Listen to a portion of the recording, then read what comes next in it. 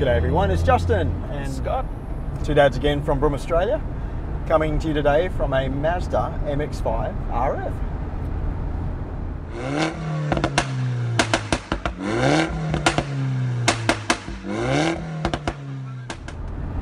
Now mate, it's a gorgeous Sydney summer's morning. Doesn't get any better than this. No, we're in a dynamic little sports car. Doesn't get any better than this. I was going to say, mate, no, it's just great, isn't it? Yep. Now, I thought we'd have a drive of the MX-5 RF in follow-up to the original MX-5 Roadster we had a drive of last year. The RF came out, I think, around about mid last year. This car, the RF, stands for retractable fastback. So it's actually, I guess, for sports car people that actually want a solid roof on the car. Yes. The MX-5 is a great little roadster. Had a lot of fun with that car, but this car here is probably pitched at a bit more a prestige level, I suppose. So the one we're in today is the RF 6-speed manual. 38,550 is the list price on this thing. You can get a GT version, which is a 43,890 car. Comes with a few extra things like leather seats, climate air, auto headlights, auto wipers, Bose sound system with 9 speakers, keyless entry, and heated seats. So a lot of good little features in that. But yeah, this car here is just the basic RF. Comes with a 2-litre 4-cylinder engine. Doesn't come with the 1.5 that you can get in the Roadster. The 2-litre engine, 118 kilowatts, 6,000 RPM, 200 Newton meters at 4,600 RPM, 7 litres per 100 kilometre fuel consumption, and it weighs, get this, 1,080 kilos. So it is such a light little car, and I guess. And hence really where all the fun comes from a lot because of that weight. Yep. Exactly right. Yeah. Now, mate, you've had a drive of this car. Do I need to ask, what are your impressions? Yeah, well, you gave it to me the other day. I had it for the day, and geez, it was one of the harder things I've had to do in a long time to give it back to you. I really could see this just sitting in the garage with a few of the other cars. This has a fun place to have in someone's garage if they've got the money and they can afford this sort of bit of a luxury, really, because this is really the ultimate toy. It is just so much fun. Yeah, I think toy is the operative word. Yeah. Isn't it? I mean, family friendliness, no. But I think, as we said before, if you've had a bad week at work, you come home, the wife's nagging you, the kids are going off, get in one of these and go for a drive, and the world looks great again. Yeah, it really absolutely. does. Yep. Turn the stereo up and you just go for a nice drive, especially somewhere with not so nice corners, and you'll just love it. Yeah. I mean, it's not a high performance sports car by any means, but it's got more than enough power, and the way it just handles, the steering, everything, isn't it? It's just phenomenal. Yeah.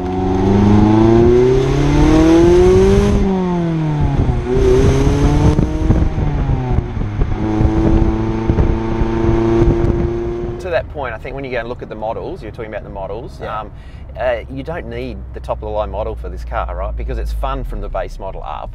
Yeah. And I suppose then you can just add some of the luxuries and things like that, but you don't need that to put the smile on your face. No, it's just fun from Model 1 all the way through. Yep. Yep. Now I think Mazda, when they brought this car out, mid last year, were expecting the RF, the hardtop, to make up about 60% of their sales, and the Roadster 40%. So that's an interesting fact. I think like, for a car that, with the hardtop, in weather conditions, for security and things like that, it's a good thing. But I've got to say, there are a couple of little negatives that bug me a little bit about this car. Visibility, the B-pillars, it is a bit difficult to sort of, when you're changing lanes and things. Luckily, it has got blind spot monitoring as standard. That's important. Yep. Rear cross traffic alert is standard on the car too. So, it's got a few safety features that allow you to, manoeuvre pretty easily. But personally, I think one of the things, or two things it really needs, and you can get them as accessories, Yep. Rear parking sensors and a camera.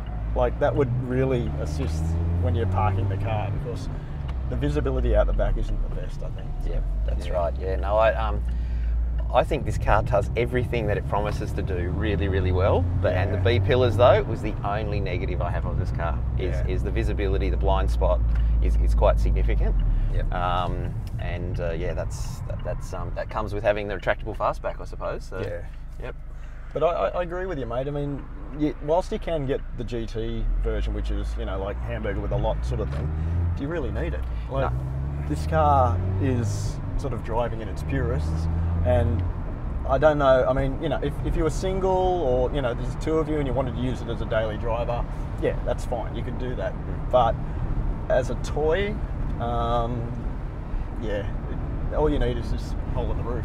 Really. Yes. That's all I agree. Yeah, you know, if you got the extra 5k or whatever it is, and you want all the bells and whistles, that's fine. But it doesn't put a bigger smile on your face. Yeah, exactly. It's that's already there from Model 1 up. Yeah. The thing that gets me too is that because of this roof here, I mean, 13 seconds up and down. You can do it up to 10k's now, which is really good. Yeah, the flick of just a simple button at the front here. Yeah, that's exactly right.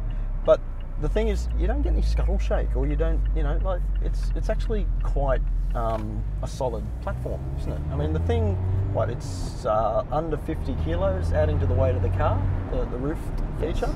I reckon that's pretty good, actually. Yeah. Like, you know, the convertibles of old, you'd be sitting in the car, you go over a bump or something and you can feel every, but this car, it's for what it is quite refined. No, the design of this roof piece and the way it shifts away into the back and doesn't actually go into the boot space, so it doesn't actually change the boot space, is quite an innovative design. Yeah, and the styling is hot. I reckon it looks great, doesn't it? When you brought it over the other day and I just saw that whole back section and everything, it reeks a bit of old classic car. Yeah. And from the outside, I just loved it. And this red colour in this as well, it's just like a brilliant finish. Yeah, it is. It is really nice. This Soul Red, just in the sunlight, just looks brilliant. Yep. The other thing I really like about it too, these doors, the plastic trim here is actually finished in the same body colour, in Soul Red. So that just adds to it. I mean, you know, fit and finish is really good. It's got lovely, you know, red stitching on the dashboard and on the doors. It presents really well.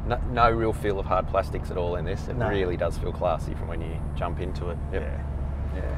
And you know, like, this is sort of the epitome of what Mazda's all about, isn't it? You know, it's that zoom feeling when you drive it, and it's just, Absolutely. Smile on your face stuff. Exactly. And an interesting point I thought was, okay, you're a dad or a mum, you're looking at a toy, would you go all out and buy one of these when you could actually pick up, like, the base 1.5 litre Roadster for $33,340? It's a bit of a difference between this and the hardtop if it's really just your fun car. I mean, I know that, you know, like, it's a coupe and you know, it's pitched up against other, you know, sporty coupes and things, but for the pure driving essence of the car, I don't know. I think the main competitor for this is going to be the actual Roadster. Yes. Yeah. The 1.5 we drove last year, or the year before, I suppose. The 1.5 engine, it's a really sweet little engine. It revs out to 7,000 RPM. Yes. Even though it's got less power than the 2 litre. The 2 litre does a good job in this car, but personally, I think the 1.5, you know, is the sweeter engine in the car. But, I think it's all about money, right? What do you want to spend on it, right? And if this is the second car and it's, you know, really, it has, you know, it's not a practical car, so, you know, it's going to have limited use, but it's, when you are using it, you're just going to love it. Yeah. I would say, why not just go for the base model, because that's going to achieve what you're trying to achieve in this car and have fun. Exactly. But if you've got the money, spend it, because, you know, some of the other features are all nice to have, and some of the for a safety good time, stuff. not for a long time. Yeah, that's right. Better stereo, all that sort of stuff. If you really want to pump up the music, then maybe the GT's for you. It's all about just spending that extra money if you've got it, but you don't have to spend it. Yeah. One of the things, Justin, I think I noticed the most is just everything from the gearbox to the takeoff. So good, that gearbox. Yeah, so nice. you know, braking, acceleration, everything about this car, the steering, the weight of the steering, everything is just spot on. I mean, they've been making this car a long time, but each time they bring it out, it's just that little bit better, but it is so well set up. Yeah. Right? There's just no question that it's just, for me, it's perfect, and I haven't said that about any other car. Yeah. I think there's always something that you could improve a little bit, but this is just spot on. Yeah, well, I guess they sort of, you know, went back to the original drawing board with this car and modelled it on the original NA Model MX-5 when it first came out in the you know, late 80s, early 90s, and it just gives that same sort of sensation. Yes. Small car, lightweight, beautiful. Yeah, beautiful. Oh, I love it. All right, mate. You've had a drive of the MX-5 RF. What are your thoughts? I think I've still got a smile on my face. Yep. You know, it's a car that does everything that it promises to do almost to 100%.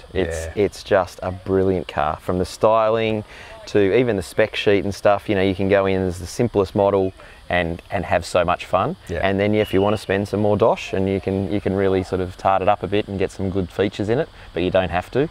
The driving experience is just brilliant. Yeah, it's just great.